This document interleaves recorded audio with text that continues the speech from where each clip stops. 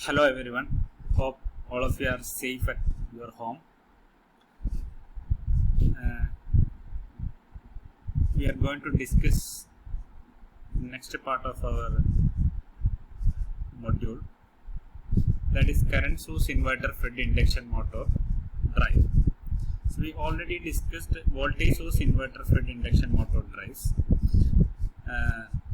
We discussed about the complete control structure of voltage source inverter fed induction motor drive, and also we discussed the that control structure based on V by F control. The similar thing we can do by using current source inverter. There are a lot of advantages and disadvantages of using current source inverter or a voltage source inverter that we will be discuss in the next slides.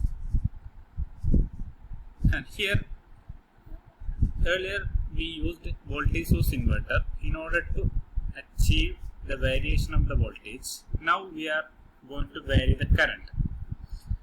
All of you know that in case of a stator voltage control, we can vary the voltage that is applied to the stator of a induction motor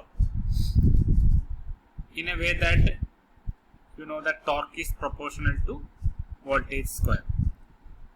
Similar way, here also maximum torque developed by a motor is directly proportional to stator current square. So when an induction motor is fed from a current source, the analysis shows that maximum torque produced by motor is proportional to the stator current square and is independent of frequency and rotor resistance.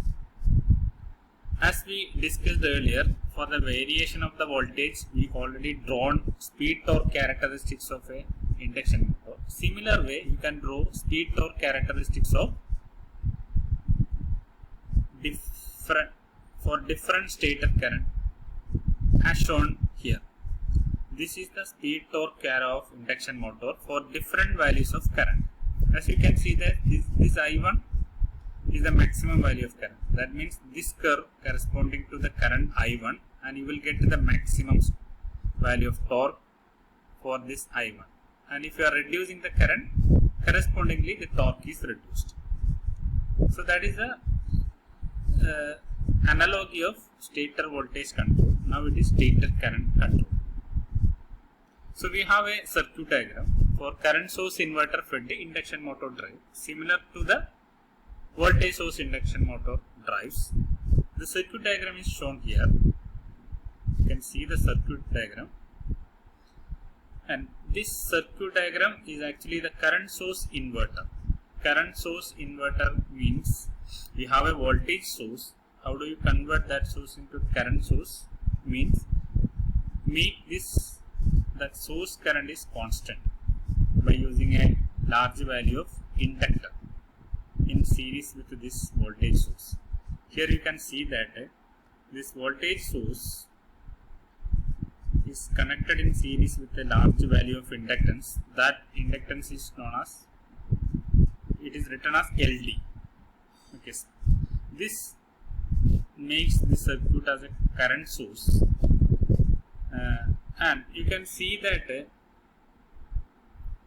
there are 6 diodes, diode D1 to D6, and there are 6 capacitors C1 to C6, and there are 6 thyristors T1 to T6, and all these devices have its own purposes. And there are 6 thyristors. You can see the 6 thyristors in the circuit diagram, and these 6 thyristors are fired with a phase difference of 60 degree. 6 thyristors are fired with a phase difference of 60 degree. T1, and you can see T2 here, and you can see the T3, T4, T5 and T6. All these are numbered in the order of its firing, and each thyristor is fired with a phase difference of 60 degree. And this inverter output is connected to the induction motor, and this inverter is acting as a current source inverter. inverter output frequency is controlled by adjusting the period of the triggering circuit. That is, all of these thyristors are triggered using switching pulses. That period you can vary to vary the frequency. And for a given speed, torque is controlled by varying the DC link current ID. That is this current ID. Torque is varied by varying this current ID. This current can be varied by varying this voltage source VD.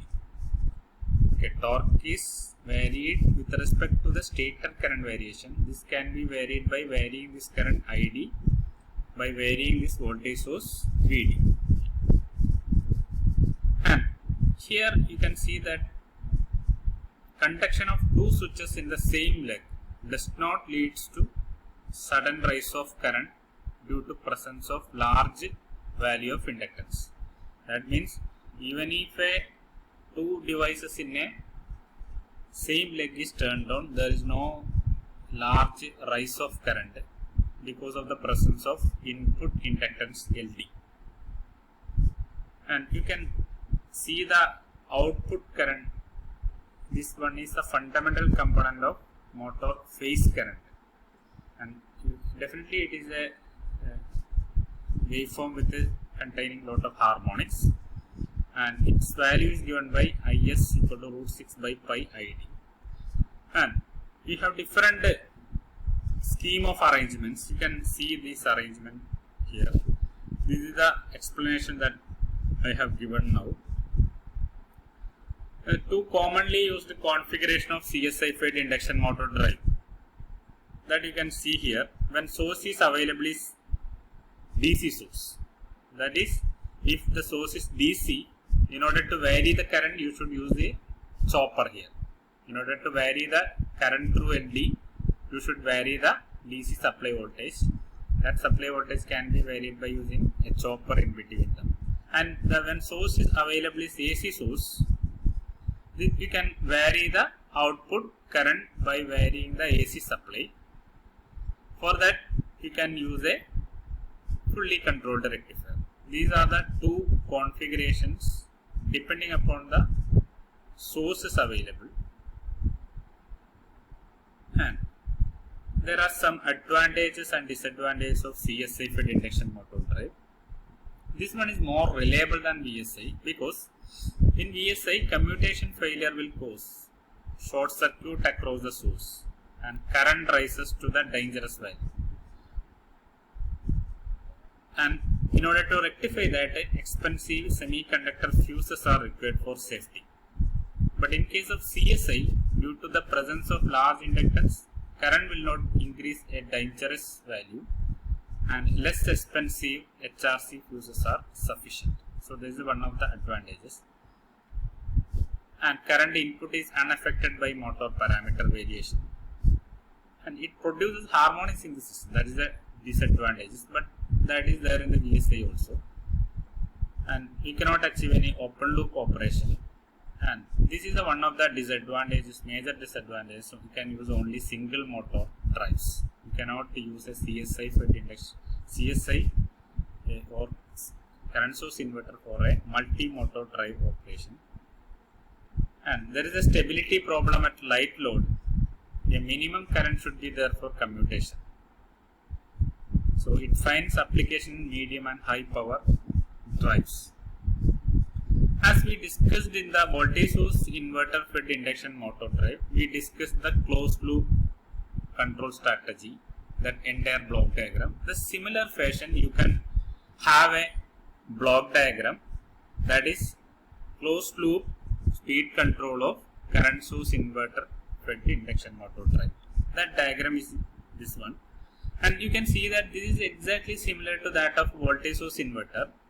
Only the difference is that this we discussed this speed outer speed controller in a slip regulator, but only difference is that instead of voltage we are varying here, current is varying.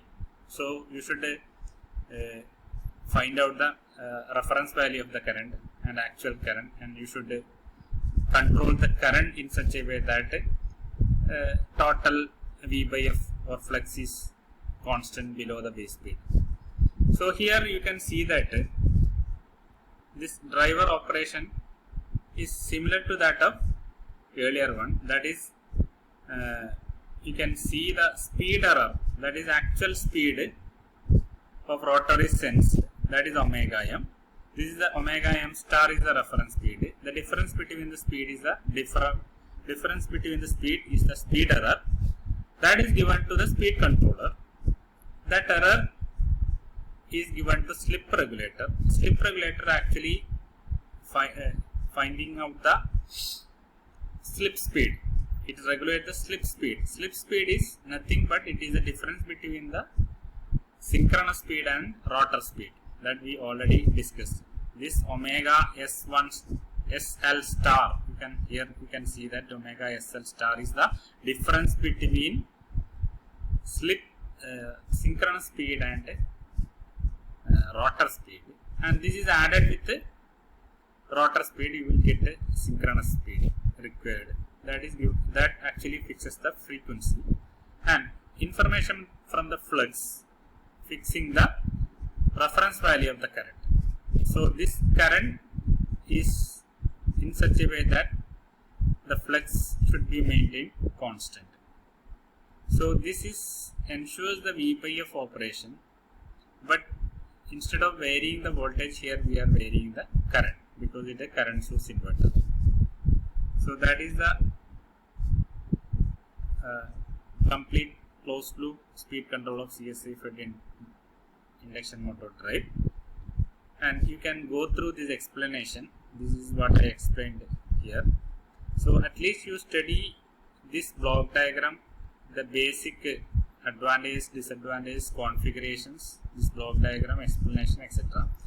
Let's see some of the comparison between VSA and CSI. It will be helpful for better understanding of CSI and VSA. You can see that the CSI is more reliable because conduction of two devices in the same leg does not short circuit the input supply.